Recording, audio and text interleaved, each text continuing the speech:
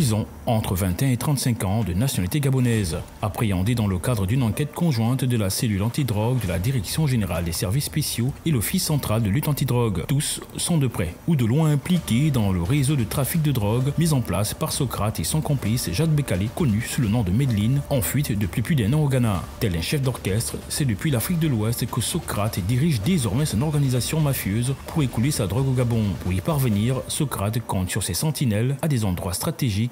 D'abord, à l'aéroport international Léon Bas de Libreville. Ici, c'est son ami d'enfance qui récupère la marchandise. Socrate me rencontre en 2023 en me disant qu'il a ses marchandises, il fait dans l'import-export, il a ses marchandises qui viennent du Ghana. Si je peux l'aider à les dédouaner sans zone sous douane. Comme je suis passeur en douane, il me connaît très bien.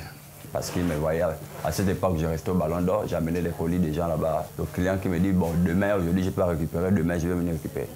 J'amenais ça là-bas au Ballon d'Or. Après 11 ans passés à côtoyer les services aéroportuaires, il a ses entrées. J'étais au service emballage. Après le service emballage, je suis quitté là-bas. Je suis allé en tant que bagagiste. En tant que bagagiste, comme nous avons parfois accès en zone sous douane, lorsque je quitte bagagiste, je ne suis plus bagagiste, on me vire de là-bas. Je n'ai plus de boulot. Les douaniers m'ont pris en tant que bon petit pour décharger les colis en zone sous douane. Je sais que je suis devenu moi-même, je me suis créé la clientèle. Je suis devenu moi-même passeur en douane. La drogue, camouflée dans d'autres marchandises, est déplacée au quartier dit Ballon d'Or. C'est à cet instant que Tricia Magaya, petite amie de Socrate, entre en scène. Après avoir fait le tri des produits écrans, cette jeune dame de 21 ans, au visage angélique, mais pourtant pièce maîtresse de ces dispositifs, remet une partie de la drogue à la disposition du frère de Socrate. C'est ce dernier qui écoule la marchandise sur le terrain. Alors quand je suis arrivée à la maison, j'ai déchargé le colis, j'ai enlevé mes pagnes. Je lui ai appelé pour dire que finalement, la personne ne vient plus récupérer. Il m'a dit qu'il n'est pas disponible, donc tu vas me rendre le service pour aller livrer au Ballon d'Or. Il m'a dit, prends un pot de savon, tu mets 3 sirops à pétamine. Quand tu arrives au Ballon d'Or, tu m'appelles en vidéo. Parce que je ne connaissais pas, vu qu'il y a 2 boutiquiers, je ne connaissais pas lequel il fallait déposer. Donc je suis venue au Ballon d'Or, je me suis rendue chez le premier boutiquier que j'ai vu. J'ai fait l'appel vidéo, j'ai remis au monsieur, ils ont parlé et j'ai juste déposé le colis, j'ai continué. Libreville n'étant pas la seule zone de distribution, le réseau s'étend dans plusieurs villes du Gabon. Pour mieux écouler le produit de Socrate, Ndos, comme il s'est fait appeler, met à la disposition de Donel Moussavou une quantité de drogue. Le premier colis que j'envoie 50 petites pierres que j'avais emballées dans des sachets et que j'ai mis dans le pot de gel. Il m'a donné des actifs. Donc, certains contacts qu'il a cités Ninis et Amzik. Ninis ont toujours remis 15 et Amzik, il a remis 10. Il m'a apporté 4 balles d'abord de cocaïne en me disant, bon, normalement je vais te mettre 10, mais là je t'apporte 4 parce que les 6 autres, je vais te mettre ça demain. Et dans les 10 là, tu vas m'écouler 7 et tu auras 45 000 dans les 3 restantes. C'est ce monsieur qui m'a contacté. Alors, Amzik vient au niveau de telle église, tu vas venir récupérer le colis. Personnellement, je m'attendais à ce que, lorsque je viens prendre le colis qu'il m'a dit, on devait se rencontrer, lui et moi. Mais lorsque j'arrive, je suis surpris, le monsieur, je n'arrive pas à le voir. Je maintiens même la conversation au téléphone pour qu'on puisse dialoguer, mais je ne le vois pas. Il m'a indiqué un couloir, là où il m'a dit, tu vas trouver un tube. Je suis arrivé, j'ai trouvé un tube, un pot de crème. Un pot de crème à cheveux, mais il n'y avait pas la crème à l'intérieur. Et maintenant, en marchant avec le tube, quand je prenais pour le taxi, j'ai ouvert le tube, j'ai constaté ce qu'il y avait à l'intérieur. Il y avait 10 balles dedans. N'étant pas satisfait des ventes, Romaric Olsen décide de se rendre lui-même à Port-Gentil via Lambaréné.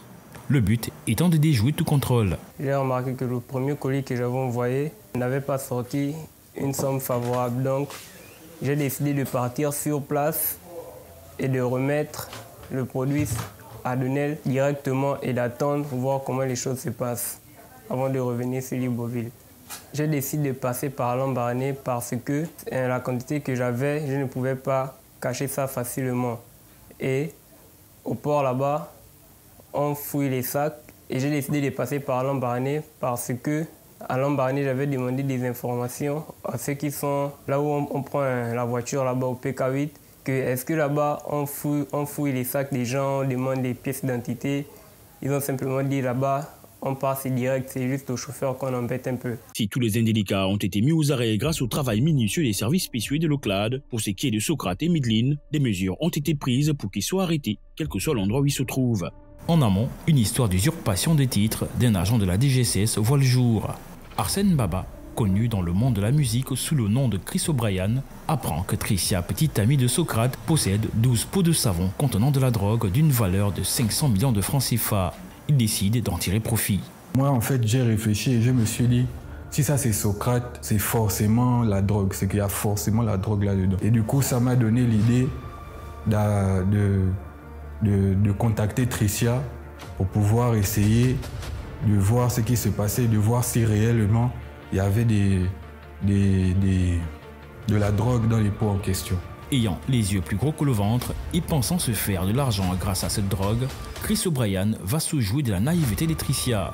Se muant en maître chanteur, Chris O'Brien indique à son ami qu'elle est recherchée par les agents des services spéciaux. Quand lui vient vers moi, il me dit « Tu es recherché parce qu'à cause de Socrate. » Et il m'informe que Socrate a eu une conversation avec le grand de la DGSS, qu'ils avaient déjà parlé depuis, mais que Socrate n'avait pas coopéré.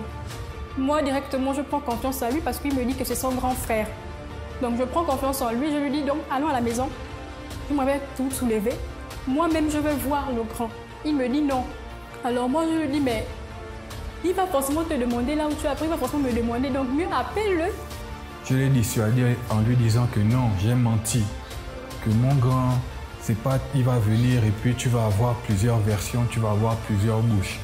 Voulant se faire le beurre, l'agent du beurre, Arsène Baba, a.k.a. Chris O'Brien, va pousser son délire au paroxysme, expliquant à Tricia Miguel qu'elle pourrait passer des vies à trépas si elle ne suivait pas les ordres du fameux agent de la DGSS. Il ne faut pas qu'il te voie parce que lui, il est du genre, s'il t'emmène et que si tes paroles ne rentrent pas dans sa tête, il peut t'emmener au cap et te tuer. C'est là où je commence à pleurer. Il me dit non, ne pleure pas, je peux gérer, c'est mon grand. Sur le coup, j'ai vraiment inventé l'affaire pour essayer de faire peur à la jeune fille. Ce pot de drogue étant la preuve qu'un réseau opère, la cellule antidrogue de la DGSS intime l'ordre à Chris O'Brien de livrer la fille. Mais le jeune homme ne l'entend pas de cette oreille. À partir de ce moment, il va avoir un ascendant psychologique sur son ami. Le maître chanteur ayant peaufiné un plan bien élaboré, il joue sur la peur et crée la psychose dans la tête des Tricia, allant même jusqu'à créer une conversation entre le fameux agent des services spéciaux et lui. J'ai mis un deuxième WhatsApp dans le téléphone. C'est dans le deuxième que j'ai enregistré en faisant passer, en montant que c'était mon grand, pour me permettre d'envoyer des messages simultanément pour faire des captures et dire à la fille, convaincre la fille qu'on attendait réellement l'argent alors que c'était un mensonge. Poussé par Chris O'Brien, Tricia Magaya contacte Socrate. Donc quand Socrate m'appelle, je lui dis au téléphone, ah les gens de la DSS étaient à la maison, j'ai jeté. De là, Socrate pleure. Il commence à pleurer que c'est pas ma marchandise, on va me tuer. Est-ce que tu veux que le père de ton enfant, mon corps revienne au Gabon, je suis mort.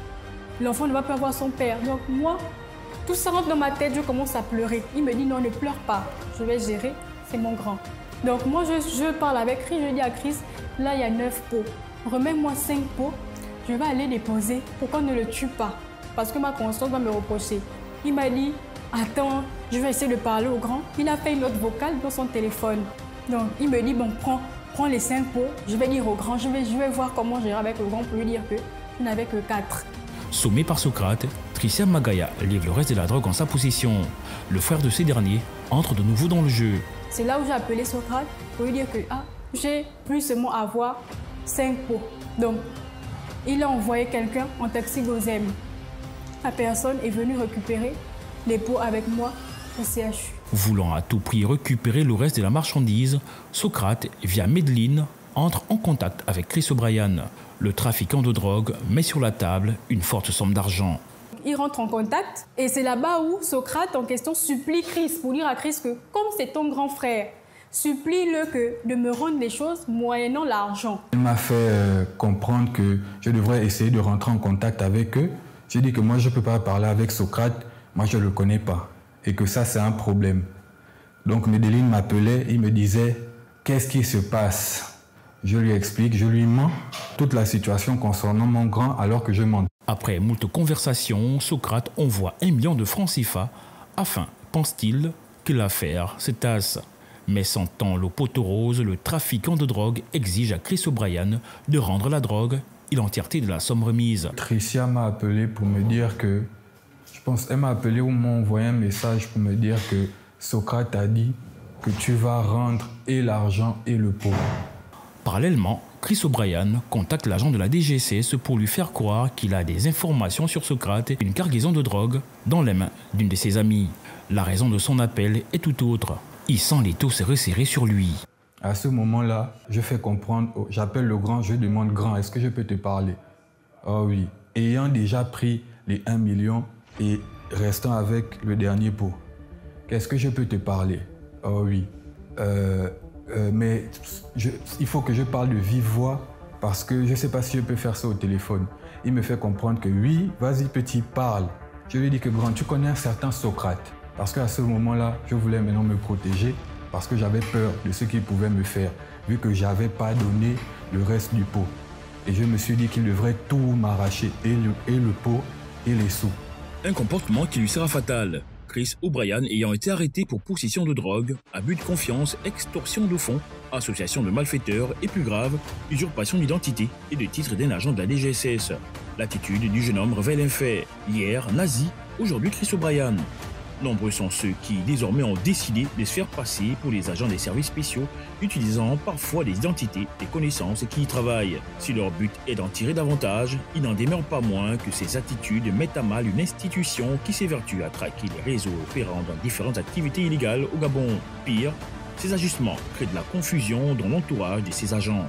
La Direction générale des services spéciaux du Gabon, via ses différentes cellules, a décidé de prendre à bras le corps le problème des usurpateurs d'identité et autres personnes utilisant les noms et leurs connaissances à des fins illégales en les traquant pour en faire des exemples devant la loi. Le but étant qu'ils soient mis à la disposition des autorités compétentes car le code pénal gabonais sanctionne le faux et l'usage de faux, notamment l'usurpation d'identité.